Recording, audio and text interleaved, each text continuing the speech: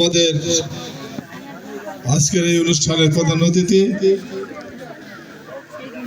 লালপুর বাগাতিপাড়ার বিএনপির নেতৃবৃন্দ, লালপুর থানার আপনাদের প্রিয় সন্তান ফজলুর রহমান পটল সাহেবের কন্যা, অত্যন্ত আন্তরিকতার সাথে আপনাদেরকে কৃতজ্ঞতা জানাচ্ছি। আমাদের এই ইনঅ্যাক্টিভ চাচাগুলো প্রত্যেকে মিলে এখন দেশ গড়ার কাজে আমাকে সহযোগিতা করার জন্য আমার পাশে এসে দাঁড়িয়েছেন।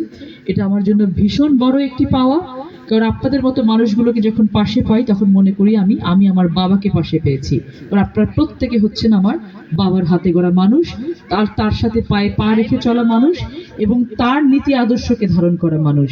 আমি আমার বাবার কাছ থেকে রাজনীতি শিখতে পারি নাই, আমার সে সময়টুকু হয়নি। তিনি চলে যাওয়ার পরে আমাকে হাল ধরার জন্য রাজনীতিতে আসতে হয়েছে।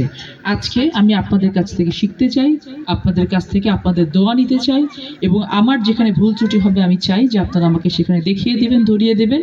তবে এই যে চলা শুরু হলো, যারা বসে আছেন বহুদিন রাজনীতি করতে পারেননি, একটি পরিবেশ আমরা তৈরি করতে চাই। সকলে মিলে একসাথে যেন আমরা দেশ গড়ার কাজে নিজেকে নিয়োজিত করি এবং একটি চমৎকার লালপুর বাগাতিপাড়া, যে লালপুর বাগাতিপাড়াকে দেখে সারা বাংলাদেশের মানুষ একটি উদাহরণ হিসেবে দেখবে, সেরকম একটি লালপুর বাগাতিপাড়া করার জন্য আপনারা আমাকে সহযোগিতা করবে। সেজন্য আমি আপনাদেরকে অনুরোধ রাখছি এবং আন্তরিকভাবে আবার কৃতজ্ঞতা জানাচ্ছি এই চমৎকার একটি দোয়া মাহফিল আজকে আয়োজন করার জন্য। নাজমুল ভাইয়ের অনুরোধ ছিল আমি যেন লম্বা করে একটু বক্তব্য দিই, এই জন্য বক্তব্যটা লম্বা হয়ে গেছে, আপনারা নিজ গুণে ক্ষমা করে দিবেন। সকলে ভালো থাকবেন। আমরা এখন দোয়া মাহফিল দোয়া পড়ার জন্য অনুরোধ করব। তার আগে আজকে এই অনুষ্ঠানটি যারা আয়োজন করেছেন অনেকে ছিলেন এখানে, তার মধ্যে যে নামগুলো আমার সামনে আছে আমি বলছি নামগুলো, সবাই আমার চাচাই হবে।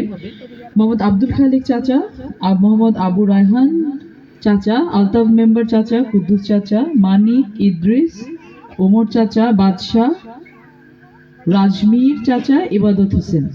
ওনারা আজকে অত্যন্ত অক্লান্ত পরিশ্রম করেছেন সহযোগিতা করে আজকে চমৎকার মিলাদ মাহফিলটিকে একটি সফল, এটা তো মিলাদ মাহফিল আমার কাছে সমাবেশের মনে হচ্ছে এটা, আমি এজন্য আন্তরিকভাবে ধন্যবাদ এবং কৃতজ্ঞতা জানাচ্ছি। এরপর আমরা যখন আসবো, আজকে আমি বুঝতে পারছি অনেকের হাত নিষ্পিস করছে, হাতে তালি আমরা দিতে পারছি না, আমরা হাতে তালি সেদিন আরো জোরে করে দেব, স্লোগানও হবে, হাতে তালিও হবে, কথাও হবে ইনশাল্লাহ। তখন দেখা হবে আবার। ভালো থাকবেন, সুস্থ থাকবেন, আপনাদের বিটিকে দোয়া করবেন। আসসালামু আলাইকুম।